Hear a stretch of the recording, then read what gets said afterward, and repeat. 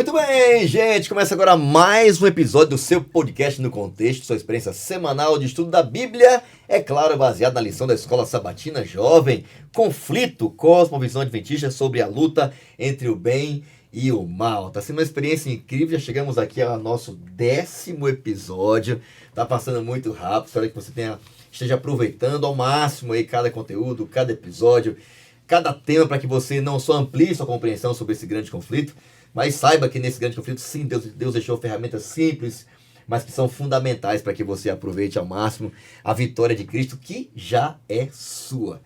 Estamos aqui sendo motivados e desafiados a vivenciar na prática essa experiência de dependência, de relacionamento com Deus. E não é à toa que o tema dessa semana está bem sugestivo, bem interessante. E eu queria, antes de mais nada, de anunciar o tema, apresentar um grupo bem especial que está nos acompanhando desde o último episódio. Eles representam a juventude lá da Igreja da Moca, uma igreja bem legal, jovem, ativa, aqui da Zona Leste de São Paulo. A gente está aqui acompanhado com eles, aqui representando a nossa juventude aqui da Paulista Leste. E olha, gente, eu tenho o prazer de apresentar a vocês aqui mais uma vez. Ele é da área de tecnologia, ele é TI, ele é aqui de São Paulo, é casado com a Bárbara e é o diretor de jovens lá da Igreja da Moca. Bem-vindo, Cris, mais uma vez ao nosso podcast No Contexto. Obrigado, pastor. Obrigado pela oportunidade de estar aqui de novo com vocês.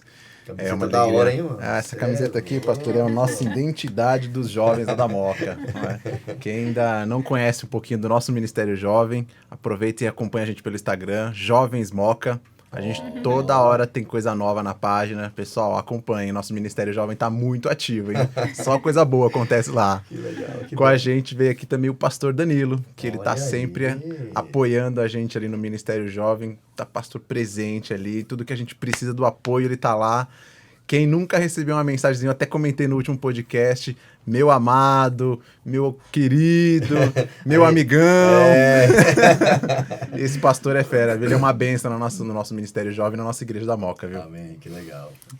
Amado Cris, bondoso, generoso. Eu tenho tido, Fabricião, o prazer de pastorear lá a Igreja da Moca, e dentre as tantas pessoas maravilhosas que há naquela igreja, tem a Carolzinha, Carol Calabro, nossa jovem, valiosa, virtuosa, que hoje está mais uma vez aí com a gente também. Bem-vinda, Carol, a esse lugar, a esse espaço tão especial aqui, que é o podcast No Contexto.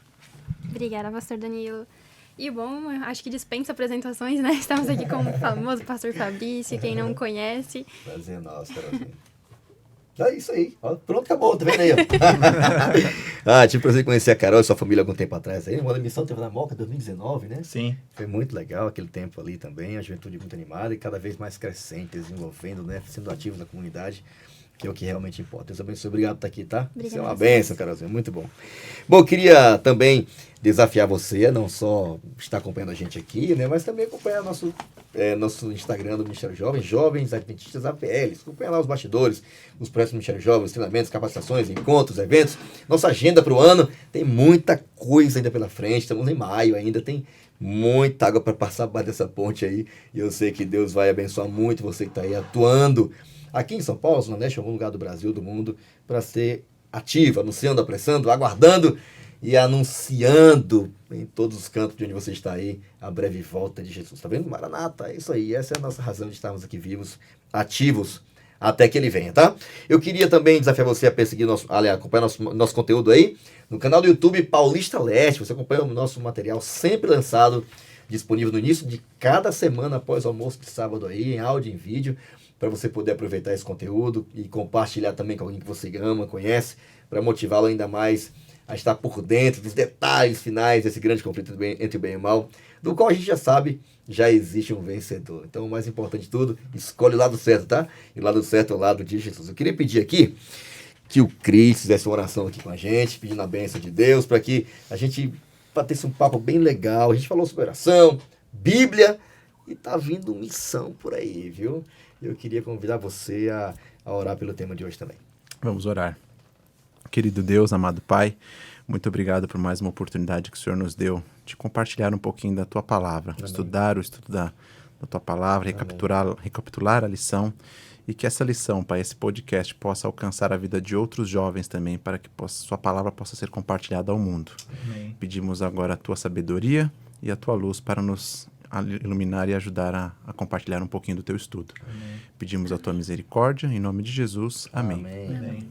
Obrigado, Cris. Bom, olha, eu vi aqui Guardiões da Galáxia, não, né, gente? É Guardiões da Chama! É o tema da lição do episódio de hoje. Tá muito, até uma correntinha aqui, olha, cara, você passando aqui tem um histórico. E a gente, assim, vai ser muito abençoado com o bate-papo em torno da lição dessa semana, que tá muito legal. A gente foi desafiado a viver uma vida de oração para vencer o mal, a estarmos ali firmes na palavra, todos eles, nesses momentos, acompanhados da proteção, da guia, e da influência dos anjos. Por falar em anjo, por falar em missão, a gente vai bater um papo agora sobre esse tema tão interessante, Guardiões da Chama. Que chama é essa que foi passada de geração em geração e chegou até a gente? Qual é a responsabilidade que nós temos diante desse grande chamado que Deus fez para cada um de nós? Por falar em chamado, por falar em povo, por falar em missão, eu queria ler o texto-chave da semana, que está aqui em Apocalipse, capítulo 12. Está muito legal. Recomendo que você leia o texto todo. É um texto que fala especialmente desse grande conflito que o diabo, né, trouxe do céu para este mundo. Começou com Adão e Eva e foi perseguindo o povo de Deus ao longo do tempo. Tentou destruir o plano da salvação, tentando matar Jesus. Ele nem percebeu que matando Jesus, matando não, né, mas incentivando, motivando as pessoas a levarem Jesus para a cruz, embora ele tenha se entregue voluntariamente para isso, na verdade ele estava ali consumando o plano da salvação, né, porque foi a morte de Cristo que nos levou a termos hoje o prazer de poder pensar de ver a salvação como algo real, concreto em nossa vida. E como não conseguiu atingir Jesus, está aqui o texto. Ele tem tentado e feito de tudo para destruir, para atingir a igreja dele, né, os descendentes ou remanescentes do seu povo até os últimos dias que estamos vivenciando agora. A partir do verso 10 diz assim: então vi uma forte voz do capítulo 12, tá, gente? Que bradava pelos céus: finalmente chegou a salvação, o poder, o reino do nosso Deus e a autoridade do seu Cristo, porque foi lançado para a terra o acusador dos nossos irmãos, aquele que dia e noite os acusa diante do nosso Deus. Eles os derrotaram pelo sangue do Cordeiro e pelo testemunho deles. Olha, pelo sangue do Cordeiro e por uma vida de testemunho. Grava essa parte aí, tá? Não andaram ou não amaram sua própria vida, nem mesmo diante da morte. Portanto, alegrem-se, ó céus, e vocês que habitam no céu, sobre a terra e o mar, porém virá terror, pois o diabo desceu até vós com grande fúria, sabendo que pouco tempo lhe resta. Aí aqui vai descrever que o diabo foi perseguindo a mulher, que a mulher foi para um deserto, tentou matar a mulher, não conseguiu, e aí tentou perseguir os descendentes da mulher, e aqui há uma pequena descrição sobre as características que definem quem são esse povo que descende ou descendentes da mulher. Então a serpente, com uma torrente de águas, tentou a água que fez sair de sua boca, tentou afogar a mulher que tinha fugido para o deserto, mas a terra ajudou a mulher, abrindo a boca e engolindo o rio que havia jorrado da boca do dragão. O dragão, que é a mesma serpente, se enfureceu contra a mulher e passou a lutar contra o restante de seus filhos, todos os que obedecem os mandamentos de Deus e mantêm fiéis, ou se mantêm fiéis no testemunho de Jesus. Uma coisa é certa, esse texto fala que o diabo é real, existe, que ele está atuando neste mundo, embora já tenha sido derrotado na cruz, pelo sangue do Cordeiro, e embora esteja ainda mantendo a sua resistência, né? Deus diz que ele também será destruído, não só pelo sangue do Cordeiro, mas pela testemunha daqueles que não amaram a sua própria vida. E a igreja, os descendentes da igreja de Cristo, né? Eles têm uma marca distintiva, né? Os filhos de Deus, que guardam os mandamentos de Deus, e mantêm-se fiéis ao testemunho de Jesus. Bom, uma coisa é certa. Você percebe essa chama correndo de mão em mão, né? Desde Adão após cair, que passa para os seus filhos, depois passa para Noé, depois passa para Abraão, depois passa para Moisés. E ela vai passando, até chegar nas mãos do próprio Cristo, que declara a derrota total do diabo na cruz. E aí depois vem a sua igreja, que já nasce, já depois de receber o poder do Espírito Santo, já nasce no meio da perseguição, e o bicho vai pegando, e o povo vai morrendo, mas morre pregando, e assim por diante, né? Até chegar até a cada um de nós. houve momentos desafiadores, né? A Idade Média descreve isso, né? Um período grande de perseguição, mais de 1.200 anos ali, onde o povo de Deus foi massacrado, né? Torturado, queimado em praça pública, torturado, rasgado ao meio. E a gente percebe que houve um projeto, né? Todo envolvendo a questão de reforma em torno da Bíblia. Só que essa chama chegou até nós hoje. Né, a cada um de nós hoje. A gente conhece a verdade como um todo, o plano como um todo, e o mais importante de tudo, Deus conta, e a Bíblia já apresenta, né, um grupo que permaneceria fiel até o final nos mandamentos de Deus e manteriam-se firmes, né, ou fiéis ao testemunho da pessoa maravilhosa do Senhor Jesus Cristo. Tirinha da semana aqui na tela, eu queria pedir a vocês nos ajudassem aqui. Esse é o texto, leia completo em casa, tá? Porque é um texto um pouco mais longo, mas vai muito valer a pena, tá? E o episódio de hoje fala sobre que existe um grupo, né, de guardiões dessa chama que não vai se apagar. O diabo tem feito de tudo para apagar, né? Mas não vai se apagar, diz a Bíblia.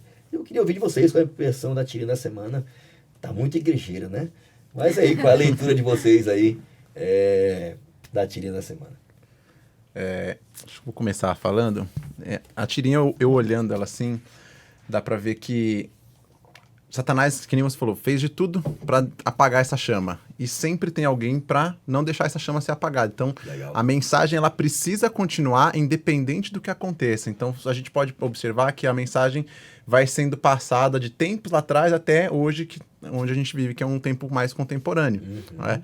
Então, essa chama ela não foi apagada porque houve outras pessoas que protegeram e foram os guardiões dessa chama. Guardiões da mensagem para falar, não, eu não posso deixar a mensagem morrer comigo, mas eu preciso fazer com que essa mensagem continue, vá à frente do meu tempo. Não fique só parada comigo, que hoje é o nosso papel também. A gente tem que chegar e fazer com que essa mensagem, essa chama continue até a volta de Cristo. Legal, muito bom. E aí, vocês? Eu penso exatamente, me deu a ideia mesmo de uma linha do tempo, assim, né? Na verdade, Deus sempre tem o seu remanescente fiel em todas as épocas, né? Sei lá, agora olhando assim, a penúltima me parece Ellen White, né? Assim, um pouco. E me traz a ideia de que a nossa igreja tem essa missão hoje, né? De continuar levando essa mensagem. Essa é a nossa função, né? Legal. Danilão? Fabricião, eu não quero ser polêmico não, viu? Mas mas o que honestamente me capturou na tirinha dessa semana é o seguinte. Eu observo ali que a roupa não é a mesma. Uhum. O corte de cabelo não é o mesmo. A barba não é a mesma.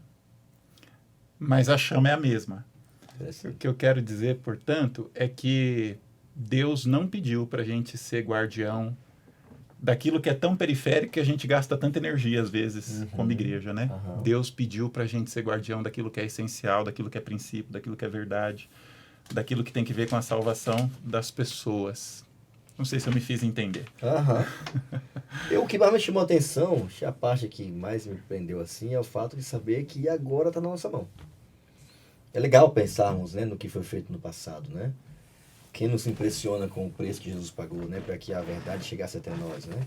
Que a palavra chegasse até a gente, né? Para que as verdades que ele encarnou chegassem até nosso coração, né? O que dizer de Pedro, de Martinho Lutero, né? De tantas pessoas que passaram por frustrações, né? Como Guilherme Miller pregou, o negócio não aconteceu, porque ele não entendeu direito, né? As privações que Ellen White passou, né? De saúde, as percas dos filhos, né? Tiago White morreu, tinha 40 e poucos anos. O cara batizava no gelo. É um negócio terrível, né? Questão de doenças, né? Envolvendo a questão respiratória. E foi um preço muito alto, né? Você começa a colocar mais gente no meio aí, tantos valdenses e tal, que pagaram um preço alto para que esse negócio não apagasse, né? E que responsa agora nossa, né? De ser guardião dessa chama, que não é para ser colocado no lugar, no quarto escuro, é para brilhar mesmo, para iluminar. E eu achei legal porque, é claro, né, que é uma lição de jovens, né, essa chama está na mão da juventude, né? É a força missionária da igreja, que não pode fazer do seu, né, meu currículo porque eu sou um jovem, né? Já vi no chamado de Jeremias esses dias, se eu sou tão jovem. Que jovem coisa nenhuma, rapaz. Eu vou colocar a palavra na tua boca, você vai falar, pronto. Esquece o negócio de juventude. Não faça da sua juventude a desculpa para você não ser útil na pregação, na missão, né, de ser um portador dessa chama. Então, eu me sinto assim privilegiado, sabe, de saber que a gente está nessa geração agora, né, diferente, com roupa diferente, mas que tem o desafio de levar a mesma mensagem, a mesma verdade, né? Que permanece viva e acesa até o final. Eu queria pedir agora a ajuda do Cris aqui, por favor, porque a lição dessa semana começa com isso, né? Vitória e derrota, porque é nesse contexto que a chama permanece acesa, né? Sim. No meio de trancos e barrancos, e o diabo fez de tudo para pagar o negócio. Então é interessante, né? Como isso é muito real, né? No meio, esses caras todos aí, cara, foi problema, perseguição e oposição, mas a chama permanecia lá. E aí, Cris? Vitória e derrota é o tema do contexto. Contextualiza a gente melhor aí, por favor. Olhando a lição com esse tema vitória e derrota, eu estava dando uma lida nela e me tirei alguns insights nela, né? O cristianismo ele se espalhou rapidamente pelo mundo e Satanás fez de tudo até hoje, e tem feito até hoje, para tentar fazer com que essa chama se apague de alguma forma. Uhum. Né? E isso aconteceu com uma rebelião dele lá atrás já, no céu. Quando ele soube que ele não ia conseguir vencer Deus, ele caiu, ele veio para a terra e falou assim, preciso fazer com que essa mensagem não seja divulgada aqui na Terra. Então, ele não tem um jeito de ferir a Deus, porque ele já tentou e não deu certo. Ele já tentou e não deu certo. Então, a única forma que ele tem, e a lição até menciona, é ele ferindo o quê? A nós mesmos. A partir do momento que ele fere um filho de Deus, ele está ferindo Deus indiretamente. Uhum. Então, assim, qual que foi a lógica dele que eu pensei? Ele falou assim, lá no jardim do Éden, quando ele fez com que Adão e Eva comessem o fruto proibido, ele falou assim, se eu fizer com que eles pequem, eles vão estar entrando na minha rebelião sem perceber. E eu vou estar ferindo a Deus dessa forma. E assim ele vai fazendo até os tempos de hoje. Uhum. Não é? Só que o que ele não contava é com a bondade e o amor de Deus tão grande, mas tão grande, que Deus foi lá e falou assim, nossa, não era o que eu planejava, não é? Mas eu tenho um plano para isso. O que eu vou fazer? Eu vou enviar o meu próprio filho para morrer por eles. Né? Para morrer por toda a humanidade. Então, esse plano que ele fez é um plano de salvação e de redenção. Fez com que viesse a derrota para Satanás. E Satanás não contava que ia vir com isso, porque ele não conhece, ele não tem o mesmo poder que Deus tem. Ele não conhece o futuro. Então o plano de Deus trazendo a vitória para nós hoje, através da vinda de Cristo, fazendo com que a palavra se tornasse carne, fazendo com que Deus morresse na cruz por nós, é uma grande vitória e a grande derrota de Satanás. Essa foi a visão que eu tive dentro do tema ali, vitória e derrota. Sensacional, sensacional. E achei legal porque o texto que a gente leu agora há pouco, né, diz que Satanás ele foi derrotado, foi expulso e tal. E é interessante porque ele foi expulso, perdeu na rebelião que ele tentou construir e foi expulso e está aqui na terra, veio cheio de fúria. E essa frase eu acho interessante, né? Sabendo que pouco tempo lhe resta. No caso dele, cara, eu vou usar o resto do tempo que eu tenho para detonar o máximo que eu puder.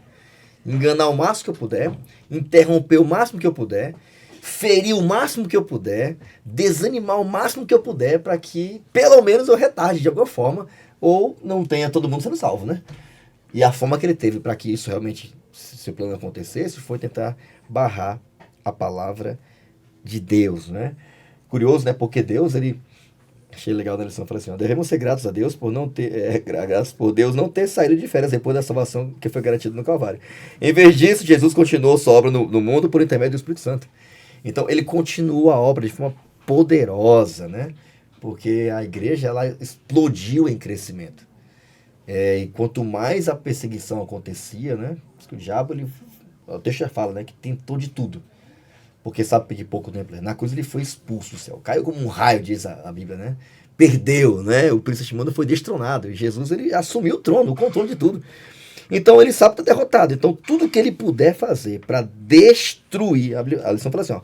Como ele foi derrotado, queria levar tudo consigo e destruir a terra, aqueles que moram nela.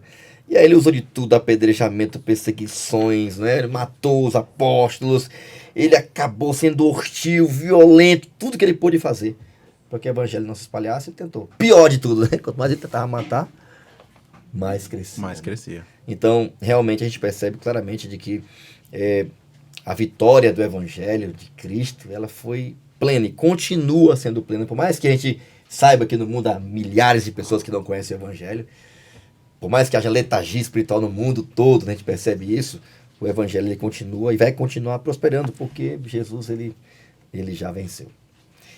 Bom, eu queria pedir a ajuda aqui, a compreensão, a participação da Carol aqui na parte do Compreenda. A lição fala de uma luz divina em meio às trevas, né? Essa chama que permaneceu acesa ao longo do tempo, né? Ao longo das eras, ao longo dos séculos.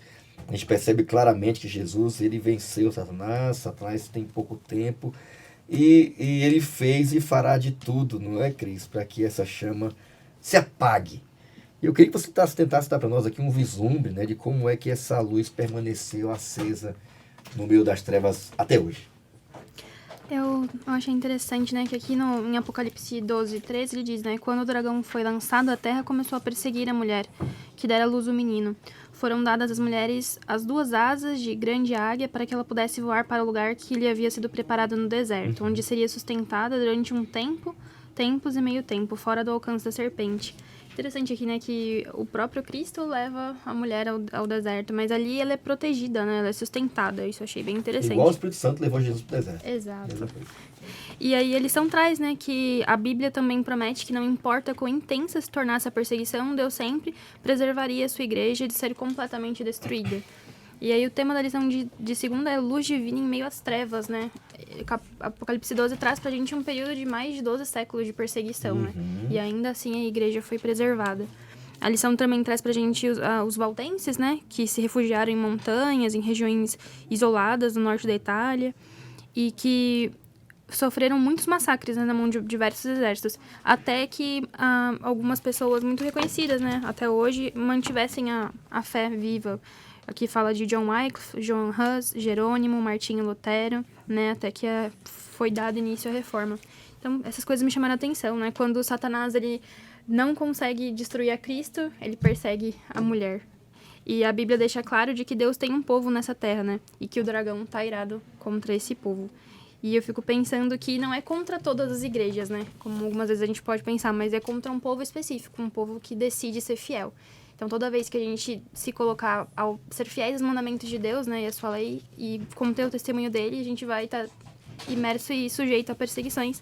Mas o que a lição deixa claro e a Bíblia deixa claro é que Deus não nos deixará desamparados, né? Então, é nisso que a gente tem que confiar. Sensacional. E interessante, né, porque essa luz se manteve ativa e acesa ao longo da história da igreja, né? Quando Jesus ele estabelece a igreja, depois de 3 anos e meio pregando e tal, ele morre, vai para o céu, depois de 40 dias o Espírito Santo desce, né?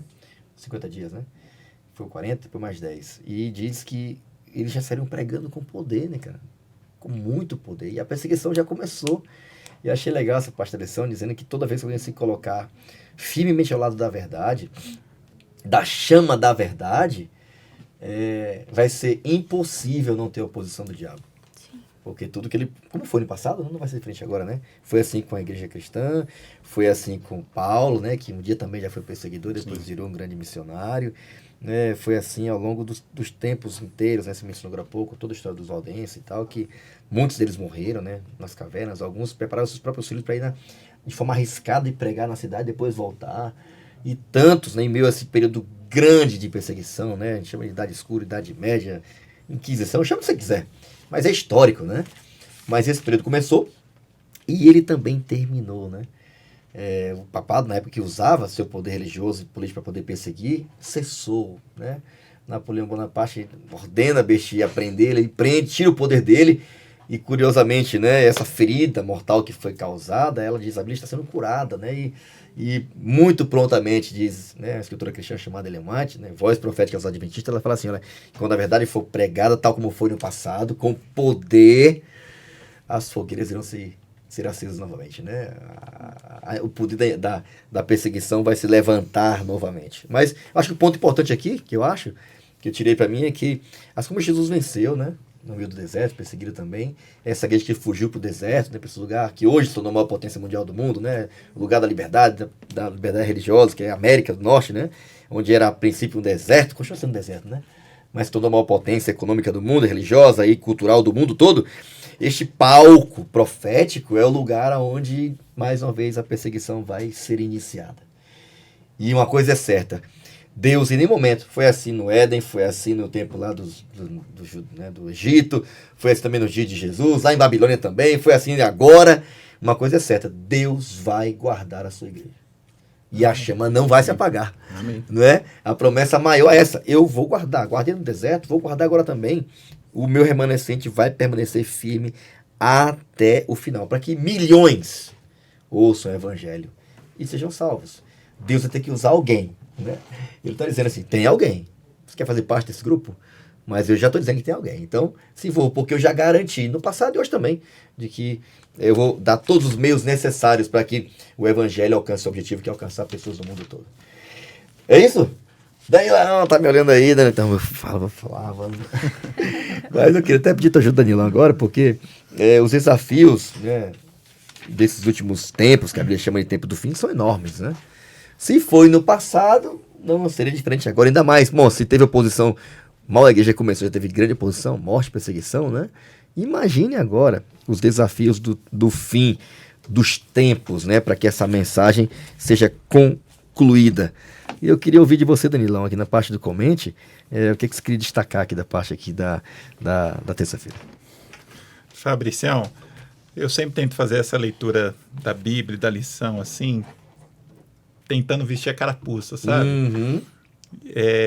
O que eu estou pegando da lição dessa semana é o seguinte, a intenção, eu acho que essa é uma das notas tônicas da lição dessa semana, a intenção de Satanás era impedir o avanço do evangelho, né? Essa era a intenção dele, impedir que a chama da nossa tirinha aí, ou que dá o título à lição dessa semana, Sim. impedisse que a chama passasse adiante, ou impedisse que a chama continuasse acesa.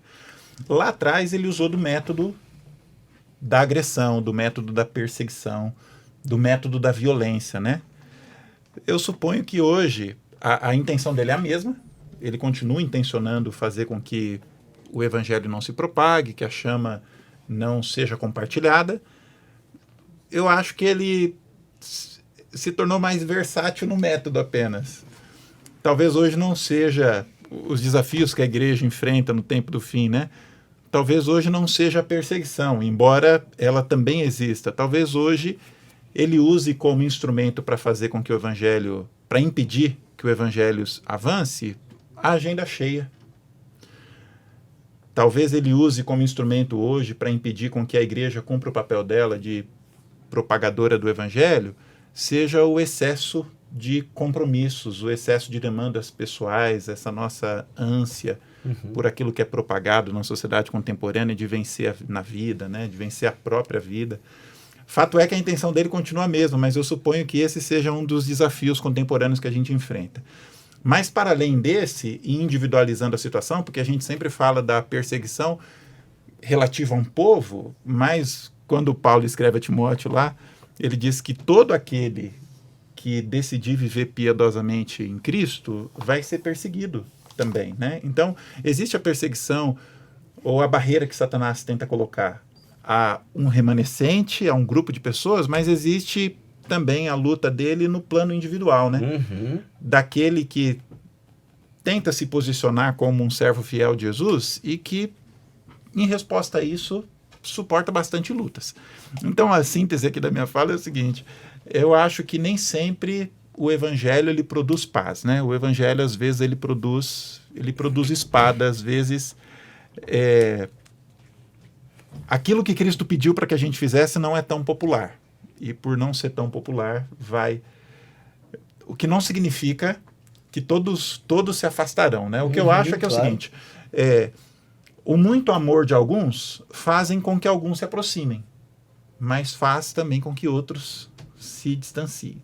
A verdade vivida por alguns faz com que alguns se aproximem, faz com que outros se distanciem. Eu acho que aconteceu assim com Jesus, eu acho que continua acontecendo conosco também. Eu acho que tem um desafio também do fim dos tempos que o pastor mencionou, e às vezes a gente fica esperando quais são os desafios que a gente vai passar no fim dos tempos. Será que vai vir uma serpente igual veio lá atrás falar comigo? Ou será que vai vir alguém me perseguir falando porque eu sou cristão, vou levar uma pedrada? Não é? Mas às vezes Satanás, ele mudou, né? Que nem o pastor Danilo bem colocado, inclusive, não é? Porque às vezes ele pode usar das artimanhas da fala de algum amigo próximo seu, de algum familiar seu, falando, por que você vai tanto para a igreja? Será que hoje você não pode abrir uma exceção? Poxa, é uma confraternização especial, ou às vezes é um programa especial que você vai ter com algum amigo, ou algum familiar, não sei, que às vezes acaba fazendo com que você se desvie do seu foco, que o foco seu é Cristo. E às vezes a gente acaba criticando Adão e Eva lá atrás por ter tomado tais decisões, mas a gente acaba ouvindo a voz de Satanás e caindo nas mesmas artimanhas que ele pregou lá atrás no passado. Só que de uma maneira diferente, de uma maneira hoje contextualizada, contemporânea no caso, não é? Porque hoje na vida que a gente vive dos jovens é muito mais, é um tempo muito mais difícil para a gente enfrentar. Porque o tempo mudou, as artimanhas mudaram e muitas vezes a gente nem percebe. A gente cai nessas artimanhas sem ao menos perceber que realmente é uma artimanha de Satanás para desviar a gente do foco principal. Entende? Eu queria destacar aqui o fato, né, o Danilo já até mencionou, né, de que a história prova, né, se você analisa toda a timeline, né, de quando o pecado entrou no mundo e tal, desde Abel até agora, a verdade nunca foi popular. Ela sempre desagradou as massas. Sempre. Ou o poder que está regendo no momento, né? Sempre foi assim. Tá lá um garoto, né? Só porque fez o que Deus pediu, o irmão foi lá e matou a paulada. Pô, só porque foi fiel ao que Deus mandou. Foi assim com Noé também, foi assim com Abraão, foi assim com os 7.000 que não se dobraram lá os joelhos a Baal, foi assim com Elias, né? Os discípulos saíram com poder, mas no meio da perseguição. Então, essa preocupação, às vezes, nossa, né, que nós temos também, né, essa questão da aceitação, né, de tal, de ser... Mas a Bíblia, a verdade e a fidelidade nunca foram populares entre as pessoas, nunca. E elas sempre despertaram esse sentimento, que óbvio, né, movido pelo diabo, como foi na morte, 2 lições atrás, sobre a morte de Jesus, né, toda a turba que foi movida pelo diabo, pelos anjos maus, para poder matar Jesus, né, para poder calar, né, silenciar. Então a gente percebe claramente esse método que, obviamente, na nossa cultura, a gente não imagina muito como uma coisa, caramba, eu vou morrer por causa do evangelho. Tem lugares que estão morrendo pelo evangelho aqui no mundo. Um lugar que está assim, meio que legalzinho aqui, nossa parte do mundo é aqui, gente. Ainda está de boa, assim e tal. Mas antecipadamente, sem neura de perseguição, tá? É uma realidade. A gente teve uma lição todo dia no trimestre sobre isso. A gente tenta amenizar e tal, mas não, vai sim ter de novo. E temos que estar vinculados a Cristo, porque dificilmente alguém que vive o cristianismo meio que superficial, ou tentando ter sempre a aprovação da maioria, vai passar por esse período. Dificilmente. Porque o que nos aguarda não são dias fáceis, não, são dias bem, mas bem desafiadores. Perdão, que eu ia falar. Que isso, eu ia dizer o seguinte, Fabrício, mesmo que antes de chegar essa perseguição, que eu vou chamar de macro, se a gente decidir viver o evangelho hoje... Sozinho já vai haver, não tem, né? como. Eu só queria dizer em 10 segundos o seguinte, a gente vive um período e a gente está acostumado com ele, do evangelho sendo pregado na Netflix, de novela a respeito da Bíblia passando em horário nobre. E a gente deixou de considerar que, na verdade, a verdade bíblica, tal qual ela não é popular. A gente vive esse conformismo, né, desse evangelicalismo que existe no nosso país, mas quem quer viver piedosamente em Cristo vai ser perseguido. E especialmente qualquer um que decide viver isso, né? Individualmente, especialmente. Sim. Bom, gente, tem uma pergunta aqui importante, né? O que significa ser um remanescente nesses últimos dias? Eu queria ouvir de vocês aqui rapidinho. Porque a lição descreve, né, o remanescente como, né, o que guarda o nome de Deus e que é fiel ao testemunho de Jesus. Mas nesses últimos dias, para vocês aí, o que significa ser um remanescente nesses últimos dias? Para vocês. Vamos lá. Hoje um remanescente para mim, dos últimos dias, tem sido viver realmente o evangelho todos os dias. Não é? É igual você falou há pouco, que a gente tem hoje uma geração que vive de ser cristãos superficiais, onde eu vou uma vez à igreja no dia porque eu sei que naquele dia Deus está lá. Mas será que porque eu sei que Deus está todo dia, está todo sábado, por exemplo, na igreja, eu tenho uma relação com Ele? Será que eu sou um cristão só por conta disso? E nos outros 6 dias, o que eu faço dos outros 6 dias? Será que eu me relaciono com Ele? Será que realmente eu vou ser um cristão remanescente só porque eu vou um dia? Eu parei muito para pensar nisso essa semana, que eu falei, cara, não, a gente precisa ter um relacionamento com Deus todos os dias, porque isso realmente é a essência para eu ser um remanescente nesses últimos dias. Eu preciso me relacionar com Ele diariamente. Se eu não me relacionar diariamente, eu vou enfrentar muita dificuldade no fim dos tempos, mas muita, e não vai ser pouca. Uhum. Alguém mais queria contribuir? O que é que significa ser um remanescente nesses últimos dias? Para mim, ser remanescente hoje tem a ver com não se curvar nem à perseguição contra o evangelho, nem a popularidade desse evangelho água com açúcar que existe hoje. Uhum. Ser remanescente hoje significa fazer o caminho de Jesus, com Jesus, do jeito de Jesus, e fazer o caminho de Jesus, com Jesus, do jeito de Jesus, é tarefa desafiadora. Para mim, isso é ser remanescente. Boa, Hoje. boa. Para mim, o maior desafio em relação a ser remanescente é a gente não ter... É lógico, tem que falar, é óbvio, né? O máximo que a gente puder de clareza, etc e tal, mas a gente pregar esse evangelho que Jesus mandou a gente pregar. De alguma forma, às vezes a gente molda a mensagem, cara, mas ali vai causar um incômodo, não sei o que e tal. Tá certo. Jesus também ele tinha esse cuidado, né? Mas não só vivia, mas Jesus ele ensinava. A gente tem uma mensagem, né? Até a gente leu o texto, né? Ela leu também aqui. Mas nós temos uma mensagem para dar ao mundo, né? A mensagem dos três anjos. É uma mensagem distintiva, não é popular. É uma mensagem que confronta diretamente esse mundo focado no próprio umbigo, um mundo totalmente humanista, que não dá glória a Deus, né? Que Deus fala assim, guarde o sábado. Pô, mano, sábado, negócio de sábado, assim, eu posso ficar outro dia. Não, sábado, mano. É um sinal entre eu e você, é para você saber quem é o Criador, quem é o dono de tudo. Abandona essa mentira aí de Babilônia, não fica tendo dúvida não, cara. Porque quem continuar com ela vai ser destruído com ela. Viva a verdade, para com essa vida de mentira, de aparência. E ter não só essa preocupação de não receber o selo da besta, né? Mas de receber o selo de Deus, que é o sábado, e viver coerente com aquilo que a gente acredita, né, cara? Então acho que o desafio nosso hoje é a maior forma de a gente pregar o evangelho, e obviamente vai ter, né, resistência, tá tudo certo, é você ser coerente com aquilo que você diz acreditar. Eu acho que torna o remanescente, ou a gente remanescente, a gente ser coerente com aquilo que a gente sabe que é a verdade. Para esse tempo. E isso independente da nossa idade, quem você é, se é jovem mais ainda, tá? Não tenha vergonha, porque o mundo tá cansado de gente que diz uma coisa e faz outra. Então, não tem nada mais, um desfavor maior para a humanidade, né, do que uma vida incoerente, né? E ela tem muito poder quando ela é coerente, mesmo com coisas que não são tão populares. Palavra-chave da semana é luz, né? Guardiões da Chama, palavra-chave da semana é luz. Eu achei bem legal, né? A questão aqui da palavra-chave da semana. O que significa ser, só para você pensar, tá? Não precisa responder agora não, você que está em casa também, ser um adventista do sétimo dia. Né? Uma coisa que já de cara não é popular. Adventista, caramba, do sétimo dia. Hoje, num mundo doido como o nosso, crer na volta literal de Jesus, cara. No céu, com poder e muita glória, com um monte de anjo. Né? Guardar o sábado no mundo louco que quer chegar e que todo mundo quer ter um lugar ao sol. E eu vou me restringir a guardar um dia que não faz muito sentido. O que significa ser um adventista do sétimo dia para você?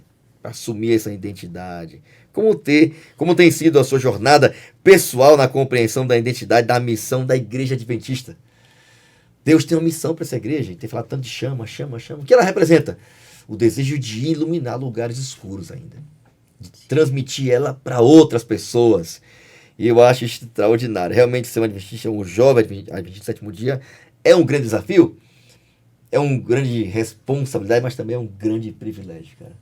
É um grande privilégio. Ter uma missão, ter um propósito claro na sua vida, uma esperança clara na sua vida, é um grande privilégio. Deus chamou a gente para ser luz, né? Que é a palavra-chave da semana. Eu queria pedir aqui, começando aqui pelo Cris, qual é o teu texto, qual é a tua palavra, o que é que você queria agregar aqui à nossa rede semântica? Eu escolhi João 16:33, que fala: "E digo isso para que, por estarem unidos comigo, vocês tenham paz. No mundo vocês vão sofrer, mas tenham coragem. Eu venci o mundo." Top. E a palavra que eu escolhi ali é resplandecer. Uau.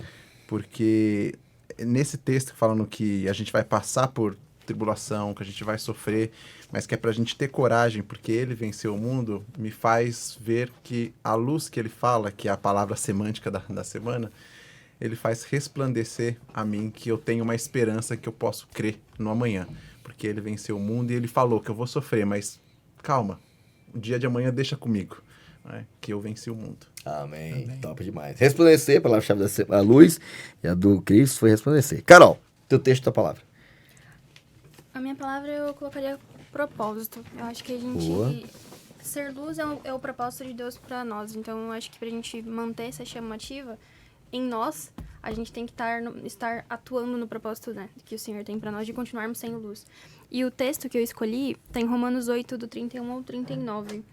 Deixa eu ler aqui. Ele diz assim: que diremos, pois, diante dessas coisas? Se Deus é por nós, quem será contra nós? Aquele que não poupou o seu próprio filho, mas o entregou por todos nós. Como não nos dará com ele de graça todas as coisas? Quem fará alguma acusação contra os escolhidos de Deus? É Deus quem os justifica. Quem os condenará? Foi Cristo Jesus que morreu, e mais, que ressuscitou e está à direita de Deus e também intercede por nós. Amém. Quem nos separará do amor de Cristo? Será tribulação, ou angústia, ou perseguição, ou fome, ou nudez, ou perigo ou espada? Como está escrito: por amor de ti, enfrentamos a morte todos os dias. Somos considerados como ovelhas destinadas ao matadouro. E termina com o 39, né? Mas em todas essas coisas somos mais que vencedores, por meio daquele que nos amou. Pois estou convencido que nem a morte nem a vida, nem anjos nem demônios, nem o presente nem o futuro, nem quaisquer poderes, nem altura nem profundidade, nem qualquer outra coisa na criação será capaz de nos separar do amor de Deus que está em Cristo Jesus, nosso Senhor. Amém. Amém. Sensacional. E só quem tem um propósito enfrenta tudo isso tranquilo, né? E Deus tem mesmo. Parabéns, é isso aí. E aí, Danilão, teu texto, a palavra? Fabrício, eu fiz uso aqui da fala de Jesus, Mateus 24, quando ele diz assim: se aqueles dias, se referindo à perseguição, não fossem abreviados, os próprios escolhidos, ou os próprios salvos, né, não suportariam. Então, a minha pergunta a essa fala de Jesus é o seguinte: ora, se o Senhor pode abreviar, por que o Senhor não elimina esse período de perseguição e de luta, né, e de oposição? E aí, então, eu dou a resposta lançando a minha palavra é misericórdia. Eu acho que a misericórdia de Deus é vista nele abreviando o período da perseguição, mas a misericórdia de Deus também é vista nele permitindo a perseguição. Eu acho que, como igreja, a gente precisa dela, assim como a igreja do primeiro século precisou da perseguição para que ela pudesse expandir, né? Estavam na zona de conforto, e foi por meio da perseguição que o evangelho se espalha naquela ocasião. Eu acho que hoje Deus permite as oposições que a gente enfrenta porque Deus tem um compromisso com o desenvolvimento do nosso caráter, como igreja. E, então eu acho que Deus é misericordioso em sabendo até que ponto a gente consegue suportar. Ele dirime aquilo que dá para dirimir, mas ele permite que a gente lide com ela, porque isso tem que ver com o desenvolvimento do caráter daquele que se coloca como remanescente, ou que foi chamado para ser remanescente, né? Tem um caráter a ser lapidado. E não dá para chegar na eternidade e estar em pé para esse advento literal que você falou, Fabrício, sem caráter lapidado. Então, eu acho que a misericórdia de Deus permite isso aí também. Sensacional. Posso fazer um comentário? Pode. É isso que o pastor Danilo comentou. A Bíblia diz, né, que a aprovação produz perseverança. Isso. E esses dias eu estava estudando as 7 cartas, né, as 7 igrejas, e a gente vê que o período em que a igreja mais cresceu, em que ela mais triunfou, foi o período de fato que ela foi perseguida. Verdade. Então a perseguição, ela tem seu papel, né, em nos lapidar, em nos provar mesmo, em nos fazer permanecer firmes, né, por aquilo que a gente crê. Porque se não fosse isso, o que seria, né? O que Aí a gente começa, Carolzinho, entender porque, nesse caso, nosso contexto tempo do fim, porque Deus vai permitir a perseguição, né? Sim. Decretos que irão surgir. Sim. Porque estrategicamente vai ser a forma que Deus vai ter de atrair a atenção do mundo todo. Sim. Para esse grupo que até então é pequeno, tímido, às vezes até pacato, né, em relação ao desafio global de pregar a missão, mas como foi no passado, que se expandiu rapidamente, também Deus vai permitir que isso aconteça para dar notoriedade, visibilidade, a mensagem que a gente poderia ter dado em outras condições, Sim. vamos ter que dar de outra forma.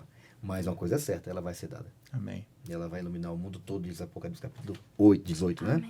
Caminhando para o final, Cris, nos ajuda aqui rapidinho, porque fala de uma vitória sangrenta, né, rapaz? A lição menciona isso aqui, achei bem interessante, né, porque a vitória, ela é conquistada através de sangue. Eu queria que você tentasse descrever para nós aqui rapidinho aqui, a gente está indo já para o final, na parte do compartilho, o que você conseguiu destacar aqui, ou queria compartilhar com a gente aqui na parte do compartilho da semana, da quinta-feira? Eu vou pegar um gancho do que você falou agora há pouco, né, e do que a Carol também falou, que eu li um tempo atrás falando que Deus permite crises, às vezes, para que seu povo sinta a necessidade de reforma e reavivamento. Não é? Então, sem essas crises, sem esses problemas, essas tribulações, essas perseguições que às vezes a gente sofre, a gente não vai ter uma vitória. Então é por isso que eu fiz uma ligação com o título dessa semana, né, de quinta-feira, na verdade, falando Vitória Sangrenta. Né? A lição até fala, nosso testemunho de vitória e esperança em Jesus deve ser compartilhado em toda parte. Né? Porque às vezes a gente tem receio de compartilhar, nossa, eu passei por tal situação de perseguição, mas Deus me fez vitorioso em cima do que eu sofri. Né? E às vezes a gente passa por pequenas tribulações que para outras pessoas podem parecer pequenas ou irrelevantes. Por exemplo, na faculdade, quando eu fiz faculdade, eu passei por um período onde eu teve professores que falaram assim, se for para você, se depender de mim, na sexta-feira e você não vir, você vai reprovar, você vai fazer essa matéria até eu querer. Né? Mas Deus me fez vitorioso, porque eu consegui passar por aquela matéria, fazendo duas vezes, na verdade, porque eu ia de manhã para a faculdade e ia à noite. Né? Então, eu tinha vezes para cumprir aquela matéria, eu ia de manhã. Então, foi uma perseguição que eu sofri na época. Para mim, foi muito doloroso, porque assim, eu tinha que fazer faculdade de manhã, ir para o trabalho, correndo, para bater o horário, e ir para a faculdade à noite. Eu cheguei no final do mês ali, devendo de banco de horas, acho que 24 horas. Então eu tinha que chegar muito mais cedo nos outros dias para cumprir essa carga horária. Foi uma batalha, mas para mim foi uma vitória sangrenta. Por quê? Porque Deus esteve comigo em todo esse período. Sensacional. Bom, Deus sim, ele garantiu a seu povo no passado, né? Seu povo que estava ali de forma destemida, né? E apaixonada, comprometido, né? Em compartilhar a verdade. Não abrir mão dos seus princípios, como foi o seu caso também, né? Muita gente, por conta desses princípios, né, dessa verdade que estava centralizada em Jesus, pagaram um preço altíssimo, né? Porque as restrições e a opressão de Satanás sempre foi uma realidade para todo aquele individualmente ou coletivamente decidiu viver de acordo com a verdade, né? Diz que a salvação, né, elas precisam saber que agora veio a salvação, o poder, o reino do nosso Deus e a autoridade do nosso Cristo. Pois foi expulso o acusador. Satanás, ele não só foi derrotado, e até mencionei no texto principal, né, de que Jesus venceu, né, eles venceram pelo sangue do Cordeiro, seja na nossa própria vida ou através de Jesus, sangue foi derramado para que a vitória acontecesse, né? E outra parte do verso que eu achei interessantíssima, né? Fiquei pensando nisso depois, venceram pelo sangue do Cordeiro e pelo testemunho que deram. Eu fico tentando imaginar, né, porque alguém viu você lá. Querendo ou não, alguém viu, cara. Eu vou te falar uma coisa. O testemunho fiel de um cristão que segue a palavra jamais passará desapercebido. Jamais. Amém.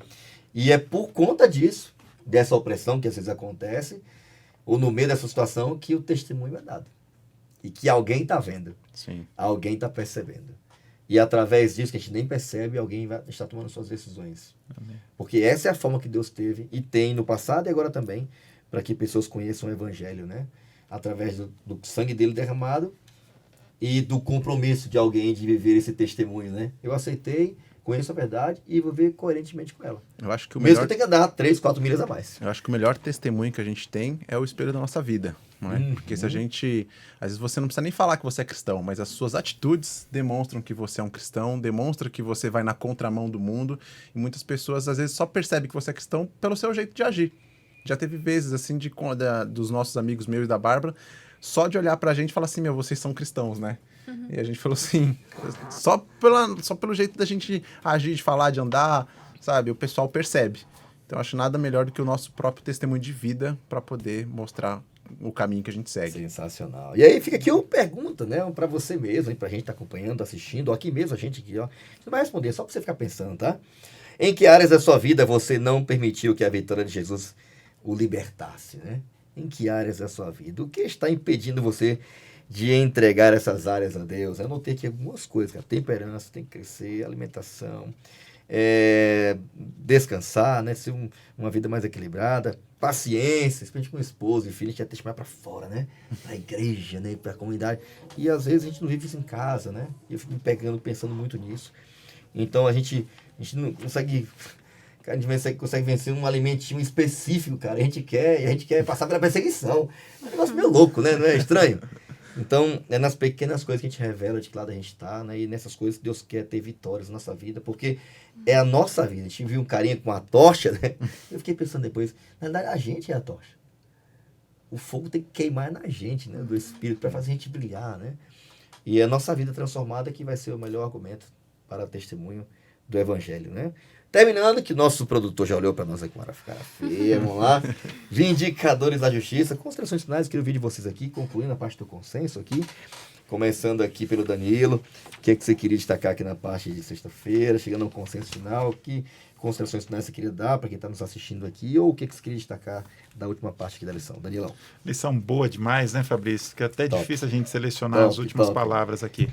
Mas eu tome emprestada aquela fala do nosso amigo C.S. Lewis, quando ele diz assim, ó, se você quer bem-estar, eu não te recomendo o Evangelho.